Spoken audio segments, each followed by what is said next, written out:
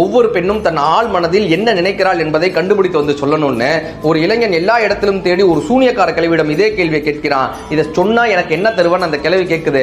நீ என்ன கேட்டாலும் நான் தருவேன் என்று வாக்குறுதி கொடுக்கிறான். ஒவ்வொரு பெண்ணும் தன் ஆள் மனதில் அவள் சம்பந்தப்பட்ட முடிவை அவளே எடுக்க வேண்டும் என்று நினைக்கிறாள். எங்கு போக வேண்டும், எங்கு வர வேண்டும், எப்பொழுது தூங்க வேண்டும், எப்பொழுது எழுந்திருக்க வேண்டும் என்று அவள் சம்பந்தப்பட்ட முடிவை அவள் தான் எடுக்க வேண்டும் என்று ஒவ்வொரு பெண்ணும் நினைக்கிறாள்னு அந்த சூனியக்கார கிழவி சொல்றாங்க.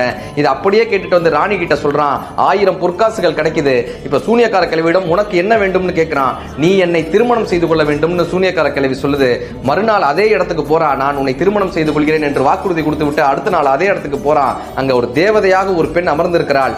நீ என்று கேட்கும் பொழுது, நான் உன்னோடு இருக்கும் பொழுது இப்படி தேவதையாக இருந்தால் வெளியே இருக்கும் பொழுது சூனியக்கார கிழவியாக இருப்பேன், வெளியே இருக்கும் பொழுது தேவதையாக இருந்தால் உன்னோடு இருக்கும் பொழுது சூனியக்கார கிழவியாக இருப்பேன், நான் எப்படி இருக்க வேண்டும் என்று நீ சொல் என்று அந்த பெண் சொல்கிறாள். ஒவ்வொரு பெண்ணும் அவள் சம்பந்தப்பட்ட முடிவை அவளே எடுக்க வேண்டும். நீ தேவதையாக இருக்க வேண்டுமா, சூனியக்கார கிழவியாக இருக்க வேண்டுமா என்பது உன்னுடைய முடிவு என்று இவன் சொல்கிறான். எப்பொழுது இந்த முடிவை என் கையில் கொடுத்து விட்டாயோ நான் எப்பொழுதும் தேவதையாக இருப்பேன் என்று அந்த பெண் சொன்னாலாங்க. பெண்கள் தேவதையாக இருக்கும் பொழுது வீடு சொர்க்கமாக